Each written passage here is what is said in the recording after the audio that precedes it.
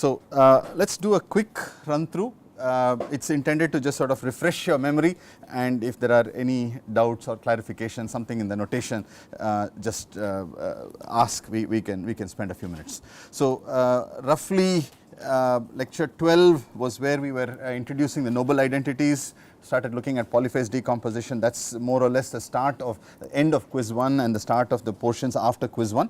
Then we talked about DFT filter banks and their properties, and then the 2-channel maximally decimated filter bank, the various solutions. Actually, we looked at 4 different solutions. So, the task for us now is to quickly review the items from lectures 12 onwards.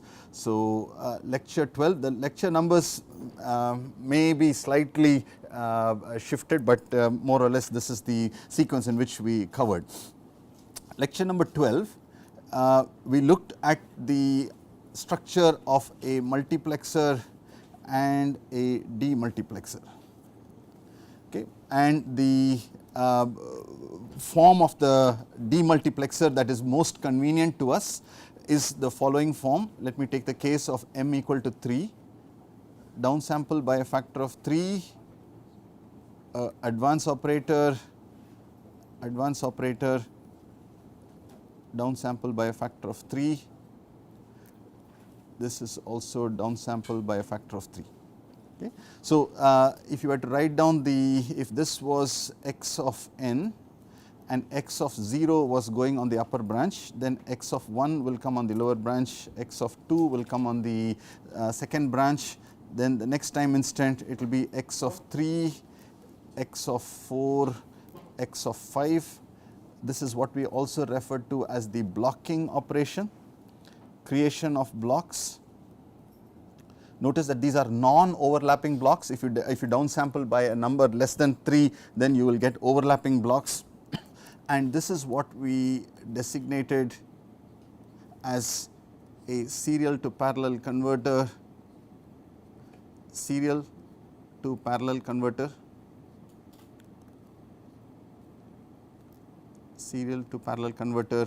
of dimension m, 1 in m out, and this is a notation. So, if you see serial to parallel with m, it is the one with the delays. Of course, you can have a demultiplexer which works with delays, then the outputs are slightly shuffled, and again it is interesting to see what those what comes out if you replace the advance operators with a delay operator. And then on the other side, if you want to look at a multiplexer operation which is most convenient for us, again I will take the case m equal to 3 parallel streams connected or added with a delay operation. So, this is an added summing node, upsample by a factor of 3, a delay, again notice the arrows going upward, this is a summing node. So, this is the form of the multiplexer that is most convenient, and again if you fed in x of 0, x of 1, x of 2 as a block, what would come out would be x of 0, x of 1, x of 2, which is the logical sequence in which we would expect the data to be present, and the notation for this is m inputs. We refer to this as a parallel to serial converter of dimension m. So, again this is the standard definitions. Of course, you can mix them up a little bit and get slightly different outputs. Okay. So, if you were to look at the movement of the demultiplexer switch, then what you find is that if you have this structure with the advance operators, then it is going in the clockwise direction. Otherwise, you will find that it is going in the anti-clockwise direction.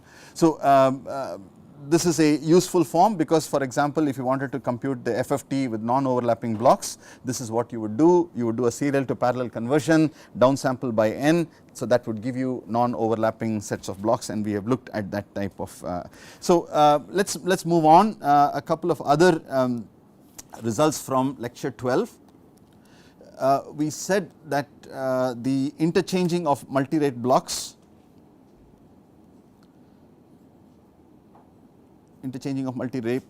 upsampling by a factor of L, downsampling by a factor of M, these are equivalent under certain conditions. Okay, equivalent under certain conditions that L and M are prime. So, more importantly, more than the result, is the ability to show these results mathematically. Okay, so let me just write one side of it. So, if this is x of n, let me call this as x1 of n, this as y1 of n, x1 of z would be x of z power L, because it is the upsampler, y1 of z is the downsampler, so it is 1 over m summation k equal to 0 to m minus 1, x1 of z power 1 over m w m raised to the power k. Okay, w is the DFT twiddle factor, e power minus j 2 pi over m, and this can be written as 1 over m summation k equal to 0 to m minus 1, substitute for x1 of z from the previous equation. So, this would be x of z power L over m w m k L. Okay, and similarly we get an expression on the right hand side and make an argument that they are the same. All right. So, now if we then move on to the next important result, that would be the Nobel identities. If you have downsampling, a filtering block which is h of z power m followed by a downsampling by a factor of m, then you can interchange the two, provided we replace h of z power m with h of z, and similarly the upsampling also can be replaced, and the ones on the left hand side are the more efficient implementation. Along with this, we also looked at another important result, which we referred to as the time domain representation of the filtering in the context of multirate blocks. Time domain description. So, this is not an LTI system, because we have shown that the upsampler and the downsampler are time variant blocks. However, we are able to write the input and output in terms of something that looks like a convolution, and the interesting results are presented here. So, if I have the anti-aliasing filter h of z followed by a downsampler by a factor of m, okay. So, if this was x of n and this is y1 of n, we have shown that y1 of n can be written as summation k equal to minus infinity to infinity x of k h of mn minus k. Okay. So, make sure that you can get the same results. Second result, if we have x of n which is going through an upsampler by a factor of L followed by the interpolation filter h of z, y2 of n, in this case we have shown that y2 of n is summation k equal to minus infinity to infinity x of k h of n minus k L. Okay. So, make sure that you got the correct relationship, and the third one, which is the combination of upsampling and downsampling, a fractional sampling rate conversion. So, if I have upsampling by a factor of L followed by filtering followed by downsampling, again the choice of the filter that is sitting in the middle depends on the values of L and M, whichever one is larger will determine the value, and in this case if this is x of n, y3 of n, y3 of n we showed is summation k equal to minus infinity to infinity x of k h of m n minus k l. Basically, it is a combination of 1 and 2. So, this is a way of representing the input output relationship, not strictly convolution, but in the form of a convolution type operation. Okay, move on to lecture number 13.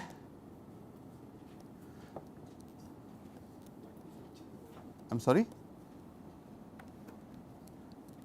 Yeah, so again lecture number 13 may have started a little bit earlier, but probably the important result is the combination of polyphase decomposition and the filtering which is associated with the sampling rate change. So, anti-aliasing filter followed by the downsampler, we cannot take advantage of the noble identities except if you do polyphase decomposition. So, type 1 polyphase decomposition is says right h of z as summation k equal to 0 to m minus 1 z power minus k e k z power m. Okay. So, apply it and then use the noble identities.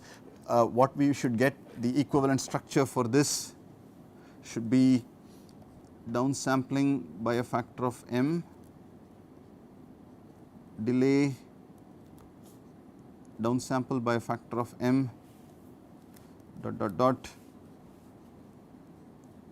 a delay downsample by a factor of m. This would be E naught of z, E1 of z, again all the arrows are pointing to the right. This would be E m minus 1 of z, and all these outputs get added together.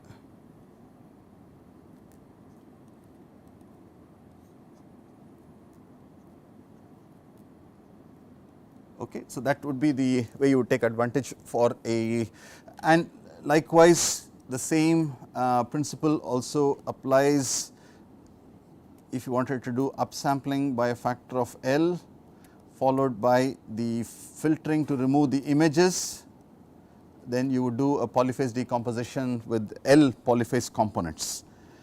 There is a type 2 polyphase decomposition which we have used not in the context of these sampling rate conversion, but we have used it in the context of filter banks. So, let me just introduce it here itself. So, h of z can also be written as summation k equal to 0 to m minus 1 z power minus m minus 1 minus k times r k of z power m. So, this is actually r m minus 1 of z power m plus z inverse of r m minus 2 z power m plus dot dot dot all the way to z power minus m minus 1 r naught of z power m. Okay. Now, if I were to just write down the type 1 polyphase decomposition, this would be E naught of z power m z inverse E1 of z power m dot dot dot z power minus m minus 1 E m minus 1 of z power m. Okay. So, actually you can then map the equivalences between the polyphase components. I think somewhere between lecture 13 and 14, we also looked at the computational savings. If you do this, so let me, most probably it was part of lecture 14, we showed that the computational savings, if you do the polyphase part, is a factor of m than over the case where you did it in the direct form without any taking any advantage of the fact that you are downsampling. So computational savings, if I am doing for a factor of m, is approximately a factor of m. So huge advantages when you are sampling, making a sampling rate change of large magnitude. Okay. We also said that the application of the noble identity cannot produce unimplementable blocks.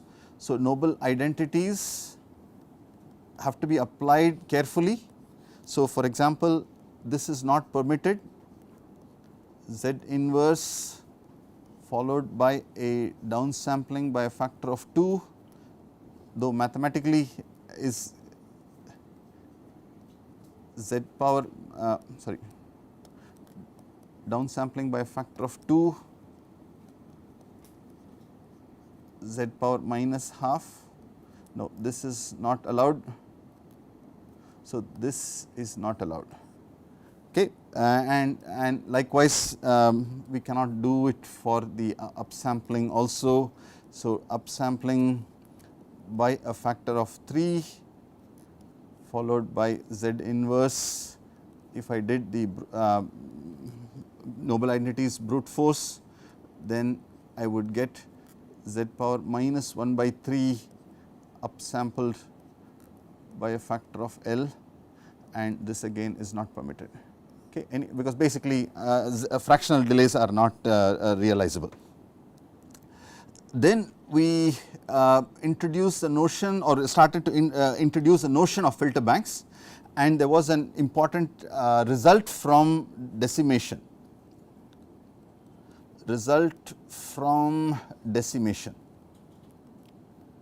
Because these filter banks ideally would like to have maximal decimation. So when can you decimate a signal by a factor of m and not have any aliasing, basically no aliasing present. So we showed that if you had a spectrum,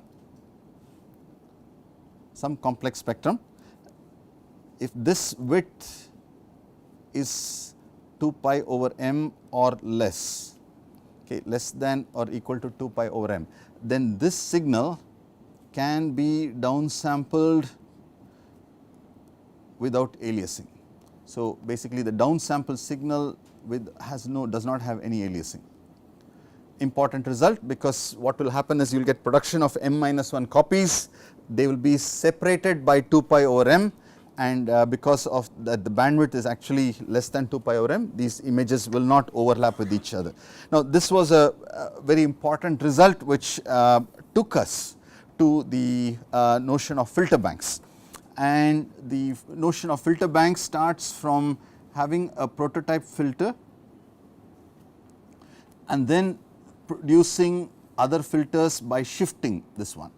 So if this is H naught, then H1 is here, H2 is here, likewise, and if these had pi over m as their boundary, as their cutoff frequencies. So if this was minus pi over m to pi over m, the green filter would have pi over m to 3 pi over m. Notice that both of these will not cause any aliasing. Similarly, the blue filter also will not cause any aliasing when downsampled by a factor of m. Now, so this was a advantage, and there is a particular name for the filters that are filter banks where filters are derived in this fashion. They are basically called the DFT filter banks. The reason for the name is that these are all shifted by 2 pi over m, which is the same as a DFT twiddle factor. So H naught of Z is your basic filter or prototype filter, H1 of Z is H naught of ZWM, and H, let me use the same colors, blue is H2, H2 of Z is H naught of ZWM squared and so on. Okay, so you basically get M minus 1 filters. If you were to write it down in terms of the polyphase components, it is very attractive. H naught of Z type 1 polyphase components, k equal to 0 to M minus 1 Z power minus k e k Z power M, and then apply the DFT filter bank constraints, we get the following result, that the, where is my figure? Okay. So, this is what emerges from the, so if I were to apply the polyphase decomposition and apply the DFT filter bank property, then what I would get is a delay chain followed by the polyphase components followed by the transpose conjugate of the DFT matrix. I believe lecture 17 was where we were at this point. So, lecture 17 we also looked at the properties of the DFT matrix, belongs to the property belongs to the family of unitary matrices with suitable normalization. So, the notation is W. We usually talk about an n by n DFT matrix. So, the elements of this matrix are W subscript n I comma j. So, I is the row index, j is the column index. Okay. So, it would be e power minus j 2 pi over n times I times j, that would be your entry inside the matrices, and we have shown that through the properties of the roots of unity, that W dagger times W is equal to n times the identity matrix, which implies that W inverse is nothing but the W dagger divided by n, which is precisely the definition of the inverse DFT. Okay. We said that the recognition of the filter banks and the computation of FFT actually have a very strong linkage, and that linkage was established through the following analysis, where we said that the computation of a DFT requires you to do a serial to parallel conversion, step 1, followed by the DFT matrix, and then we computed the transfer functions between the input and each of the outputs. So, basically if you were to think of it as the as a spectral analysis, then the DFT coefficient x0 is the output of the of x of n passing through a filter whose response is given by this expression 1 plus wait yes 1 plus z squared plus z power m minus 1. So, basically if you pull out the appropriate factor, you can show that this is nothing but the rectangular window, and likewise you can then show the transfer function between x of n and the second output to be a same filter shifted to the right by 2 pi over m, and this would be the x of m minus 1. So, this would be x of m minus 1. So, the last but one filter. So, we said that spectral analysis using the DFT can also be interpreted as a DFT filter bank, and maybe a few statements in this regard would be helpful. Again, I am sure you will remember it once you look at the expression. So, the DFT IDFT does not matter, we can both of them can be interpreted as filter bank operations can be interpreted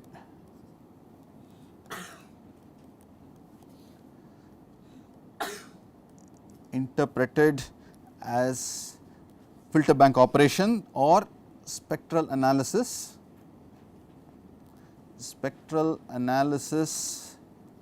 using the following prototype filter, using H naught of Z 1 plus Z inverse Z minus 2 Z power n minus 1. Okay. So, again it is a rectangular, this is the prototype filter, and then all the other filters are DFT shifted versions of it.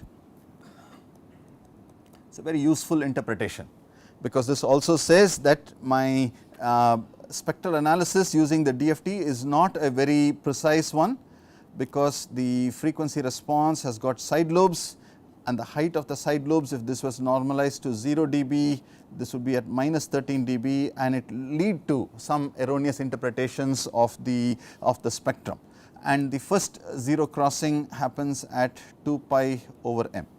Okay. Now, if I wanted to get better spectral resolution, in the sense that I do not want spectral leakage, then we said the way to do it would be to introduce windowing.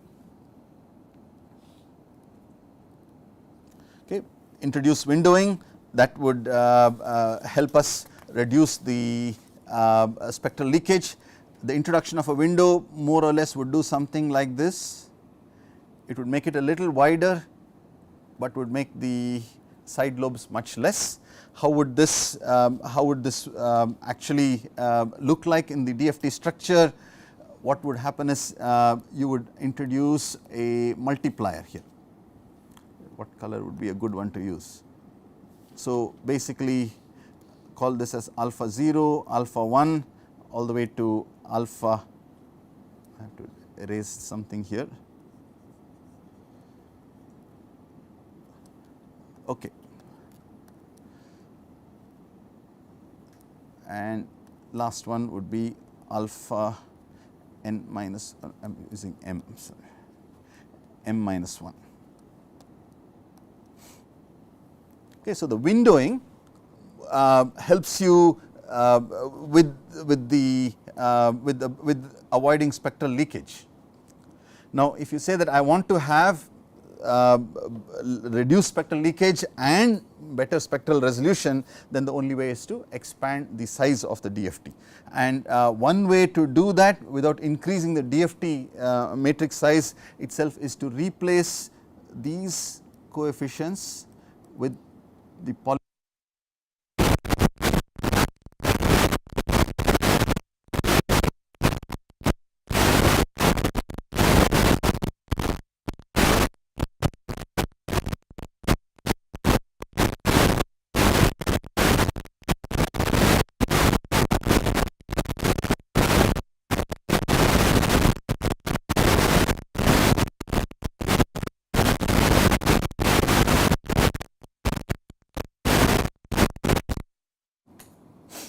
So, that would be a way to do the spectral analysis. Again, we mentioned that this is an important observation. Now, in addition to this, there was one more result I believe which was highlighted. I would like to just use the same figure, maybe I will copy it and then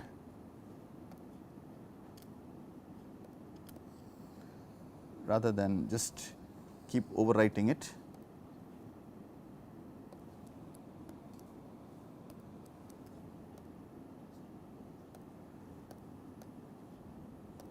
Okay.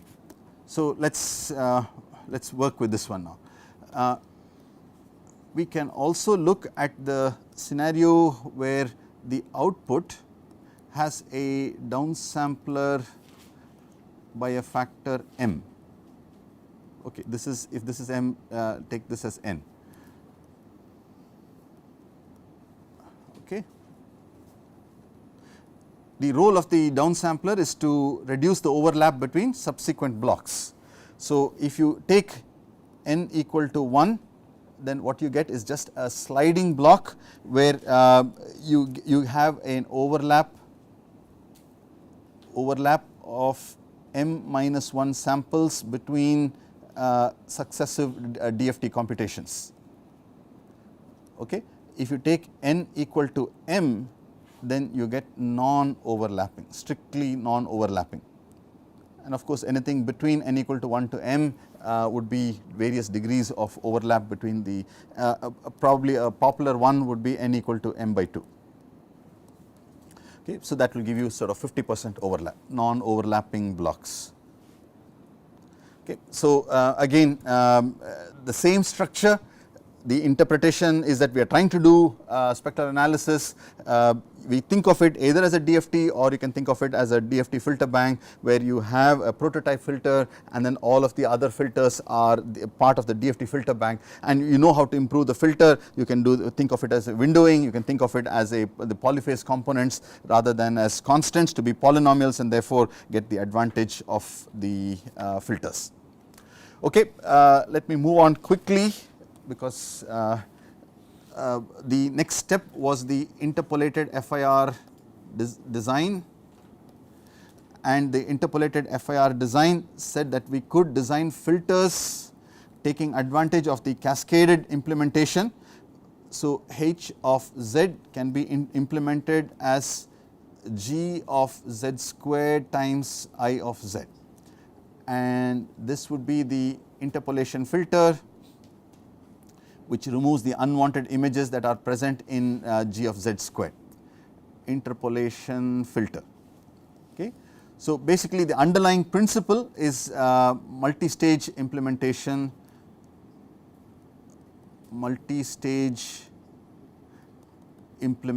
of the sampling rate conversion,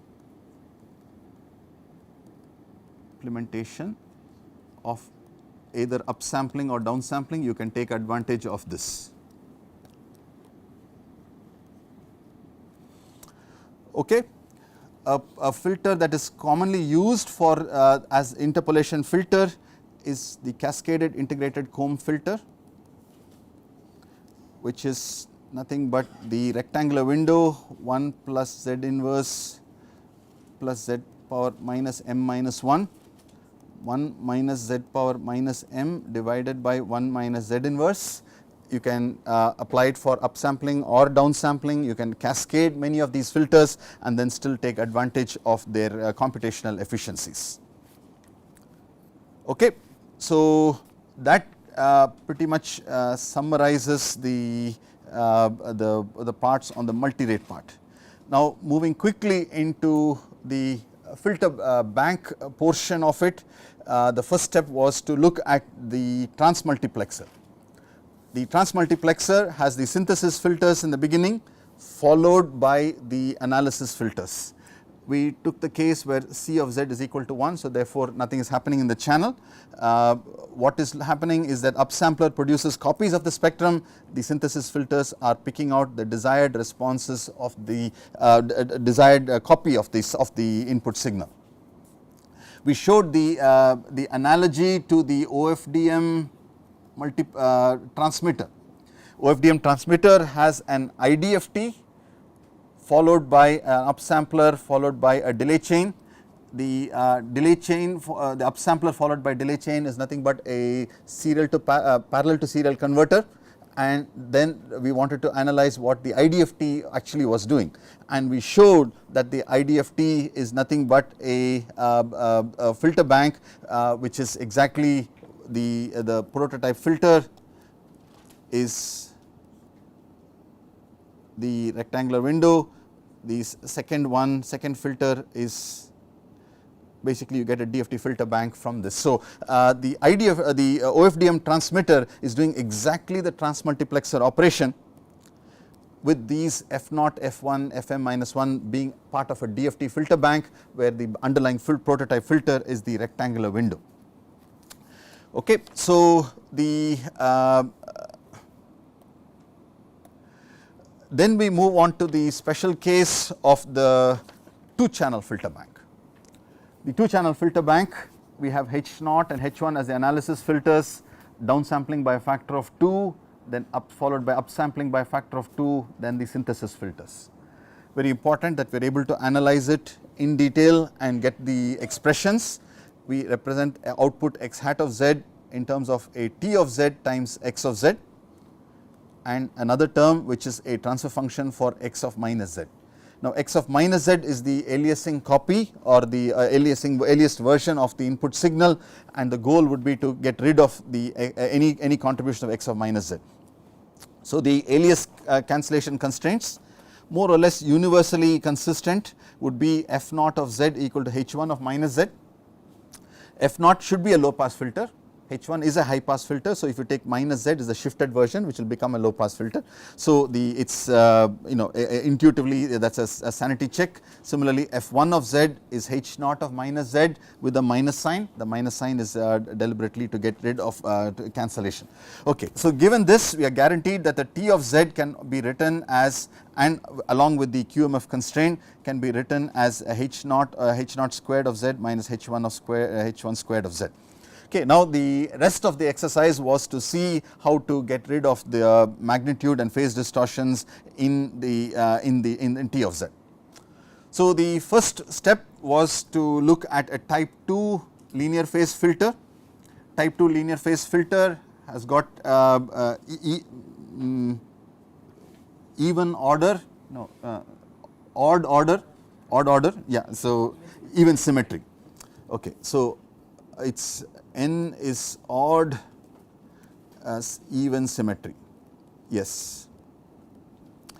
If you then write down the expressions, we get T e of j omega is magnitude H naught e of j omega squared plus H naught e of j omega minus pi whole squared, and we said that this could be implemented through the optimization of the stop band energy and a flatness constraint. So, that would give you complete elimination of phase distortion, but the magnitude distortion could have some minor ripples, depends on the order of the filter and how well you have done the optimization. The second option was to look at the polyphase decomposition and then show that T of Z actually comes out to be Z inverse E naught of Z squared E1 of Z squared, and if we could implement the filter H naught as a sum of two all pass functions, which we said was possible. We did not actually prove it, but we said that for a class of elliptic filters with appropriate constraints, we could do this factorization. The important thing is to know that it exists, then we could get rid of aliasing, get rid of magnitude distortion, but phase distortion would be present. Third method, where we actually did the all pass decomposition of the filter, we showed that under very specific constraints of symmetry and order, we could get the transfer function to be A naught, not A naught of Z squared, it is A naught of Z plus A1 of Z, again into A1 of Z. So, that again was a case where aliasing was cancelled, magnitude was removed, but phase distortion was present. Okay. Then we came to the fourth element, where we said that the QMF constraint, we are going to apply it slightly differently, and for that we wanted to go back and look at some other results that were available to us, and that was the property of the mth band filter. Let me just quickly mention it so that we will have that result handy for us. The mth band filter, an mth band filter has the following property, that when you add the shifted versions of that filter, so 1 over m summation k equal to 0 to m minus 1 h of z w m k, if this is equal to a constant, then we call H of Z as a mth band filter, mth band filter. Okay. So, we showed that Nyquist filters satisfy this property. Nyquist filters which are used in our interpolation are actually the ones will satisfy the mth band property. Now, in addition to this, we also showed that if you had a set of filters which are defined as power complementary, H naught of Z, H1 of Z, Hm minus 1 of Z as power complementary. This basically means that summation k equal to 0 to m minus 1 mod h k e of j omega magnitude squared is equal to constant or 1. Okay. Now, maybe I should have used a slightly different, let me call this as G. Then G of Z is the reason we show this side by side is if I have a mth band filter. So, by the way, this can be written as summation k equal to 0 to m minus 1 h k tilde of Z h k of Z equal to 1, right. That is the paraconjugate representation. Now, if we can represent or show that there is a mth band filter G of Z, which can be factorized in the form of h of Z times h of Z. Okay. There is a specific name for this. This is called a spectral factor of h of G of Z, spectral factor of G of Z, because magnitude G e of j omega is equal to magnitude h e of j omega magnitude squared.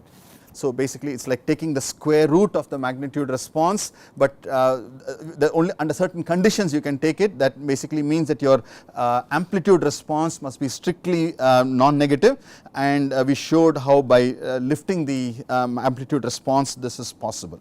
Now, take this to the case where we want it to be just the half band filter. So, half band filter factorized into this form basically gives us a new way of designing the 2-channel filter bank, the aliasing cancellation constraint followed by an alternative way of implementing the quadrature symmetry. H1 of Z is the paraconjugate of H naught of minus Z. So, paraconjugate of with a minus sign. If we and we showed how to design this filter by designing a half band filter and then lifting the amplitude spectrum. If we do this, then we showed that the overall transfer function comes out to be Z power minus n, or in other words we have achieved perfect reconstruction. So, this is the option that gives us perfect reconstruction. Of all the 4, this would be the one that would be the most attractive because it achieves this for us. Now, in the process when we talked about the all pass functions, we did derive the all pass lattice. I believe that was lecture 25. I will just write that down as the last point. We showed that there is a lattice structure where the order of the filter Gm at the with m lattice stages can be related to the transfer function with m minus 1 lattice stages in the following way: Gm minus 1 of Z divided by 1 plus Km times Z inverse Gm minus 1 of Z. And of course, there are very interesting properties that if Gm minus 1 is a causal stable all pass and mod Km is less than 1, then Gm minus 1 of Z will also be a causal stable all pass, and likewise it is an if and only if relationship. So, if you impose that constraint on Gm minus 1, then automatically this one also becomes the same. So, basically we showed that there are structures which will give us structurally stable all pass filters. Now, this was more in the context of showing that you can get all pass filters which will become sure to satisfy the factorization of the of a filter. But again, having studied perfect reconstruction, maybe these are limited in terms of their use in the filter bank context, but of course all pass filters have got several other applications for which this would be a very useful tool as well. So, the properties of an all pass, that is the last point I just want to mention. All pass, so this would be causal stable all pass. They belong to the class of functions which are termed as lossless, input energy is equal to output energy if it passes through an all pass filter. There is a maximum modulus theorem. This is very important in proving the properties of the lattice. Maximum modulus property, we know that the all pass has got magnitude equal to 1 on the unit circle, h of z equal to 1 on the unit circle. The maximum modulus theorem derived from complex variable theory of analytic functions says that this is strictly less than 1 for mod z greater than 1 for mod z less than 1. Again, we have used this property without proof, but it is a standard result, the maximum modulus property of analytic functions. And of course, there is a third property which we did not explicitly use, but they exist for all pass functions, that if you have an all pass function, usually you write a transfer function in terms of magnitude and phase. Here the magnitude is equal to 1, so you can actually write it as e power j phi of omega, and if you differentiate d phi of omega by d omega, d phi of omega is a real valued function, can be differentiated. We can show that strictly less than 0, that means it is a strictly decreasing function, monotone decreasing function, if all poles are strictly inside the unit circle,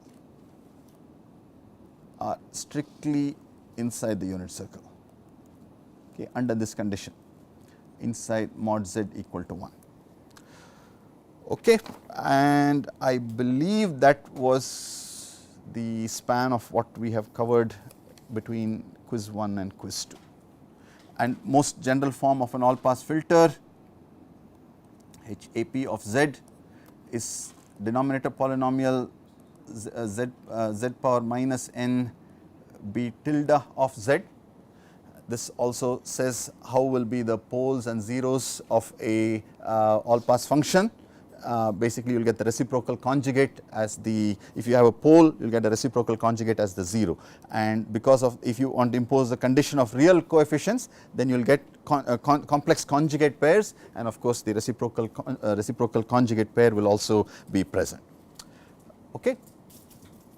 So this is just the material that we have covered in the class. Of course, if you have any doubts on assignment 4 or anything that we have covered in the lectures, please stop by between 5 and 6. TS and I will be there. Thank you.